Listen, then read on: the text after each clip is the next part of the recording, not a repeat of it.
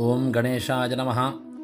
చాణక్య నీతి సుధలో నేటి 57వ రోజైన ఈ రోజున వంశానికి ఇలాంటివాడు ఒక్కడు పుట్టినా సరే చాలు అని చాణక్యుడు ఎంతో అద్భుతమైనటువంటి ఉదాహరణతో ఈ శ్లోకాన్ని తెలియజేస్తున్నారు.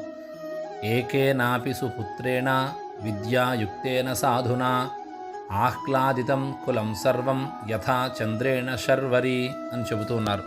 అంటే ఆకాశంలో వేల సంఖ్యలో నక్షత్రాలు ఉంటాయి, కానీ అవేవి కూడా రాత్రిని ప్రకాశింపజేయలేవు. కానీ ఒక్క చంద్రుడు ఉదయించగానే ఆ వెన్నెలతో లోకమంతా ఎలా వెలిగిపోతుందో మనం కూడా చూస్తూ ఉంటాం కదా. అలానే 100 మంది పుత్రులు ఉన్నా సరే లేకున్నా సరే విద్యావంతుడైనటువంటి మరియు సద్గుణవంతుడైనటువంటి ఒక మంచి సుపుత్రుడు జన్మిస్తే చాలు, ఆ వ్యక్తి తన నడవడికతోటి తన వంశం మొత్తానికి కూడా కీర్తి ప్రతిష్టలు తెచ్చిపెడతాడు. ఆ ఒక్కడి వల్ల ఆ కుటుంబం మొత్తం కూడా ధన్యమవుతుంది అని చెప్తున్నారు.